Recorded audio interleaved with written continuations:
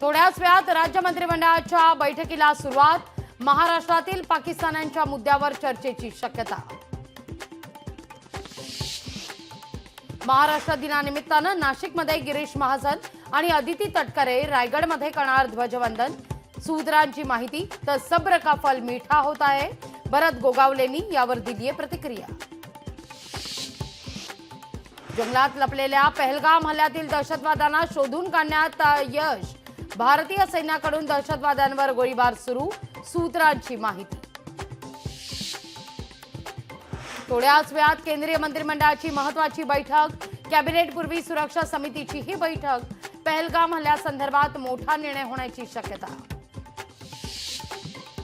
पहलगाम हल्ल्यानंतर संसदेचं विशेष अधिवेशन बोलावण्याची विरोधकांची मागणी।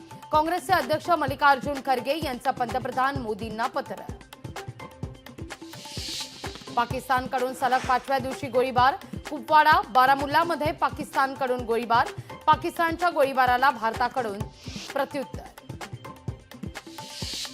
काश्मीरमधील 87 पैकी 48 पर्यटन स्थळं पर्यटकांकरता बंद। इतर ठिकाणी तगडा बंदोबस्त। पहलगाम हल्ल्याच्या पार्श्वभूमीवर सरकारचा निर्णय। नागपूर शिक्षक भरती घोटाळा प्रकरण। शिक्षण उपसंचालक उल्हास नरडसह दोघांचं निलंबन। आरोपींच्या अटकेच्या 15 दिवसांनंतर निलंबनाचे आदेश। एप्रिल अखेर उत्तर महाराष्ट्रात तहानला। नाशिक, जळगाव आणि अहिल्यानगरमध्ये 165 टँकरद्वारे पाणी पुरवठा।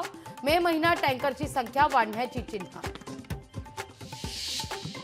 मंजूर केलेले शेतकरी भवन रद्द करण्याची राज्य सरकारवर नामुष्की। 6 जिल्ह्यात घोषित केलेले शेतकरी भवन रद्द। सहकार, पणन आणि वस्त्रोद्योग विभागाचा निर्णय।